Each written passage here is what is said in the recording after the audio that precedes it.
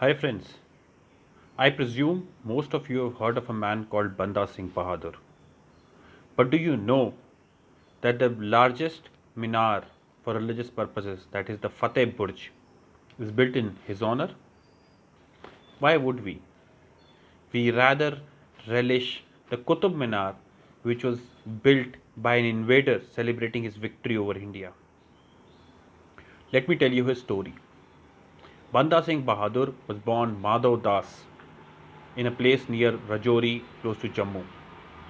At the age of 15 itself, he told his family that he only wanted to follow the yogi's path and left his home. He meditated for many years all over India. When Guru Gobind Singh had been invited by the Mughal emperor to Nanded in Maharashtra, and he was treacherously stabbed by Mughal soldiers, he knew that he did not have long to stay in this humanly body. So he met up with Banda Singh Bahadur and he asked him to lead the Sikhs in the war. And Banda Singh Bahadur said, I am a yogi. What do I know about warfare? And Guru Gobind Singh said, Dharma today needs a warrior. So Banda Singh Bahadur went to Punjab. He mobilized the Sikhs and they started attacking Mughal forces in Punjab, liberating huge chunks of Punjab from Mughal rule. Some of the most famous battles that he fought was a battle called Chappar Chiri, where he defeated and killed Wazir Khan, the same man who had brutally buried alive in a wall the two young sons of Guru Gobind Singh because they refused to convert to Islam. So Banda Singh Bahadur took revenge against a murderer of children. In another battle, he defeated Raja Ajmer Chand, the man who had mobilized the hill chiefs and asked them to side with the Mughals against Guru Gobind Singh.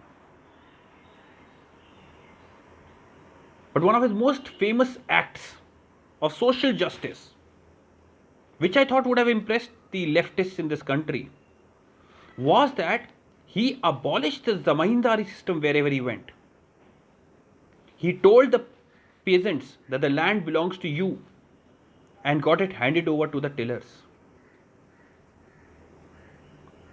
Eventually, Bahadur Shah, the son of Aurangzeb, got so scared that the entire Punjab may go out of his hands. Mobilized the entire Mughal imperial army, left battles in Rajputana, and came to Punjab. Of course, in the end, Banda Singh Bahadur was captured, and he, along with 700 other Sikhs, were beheaded when they refused to convert.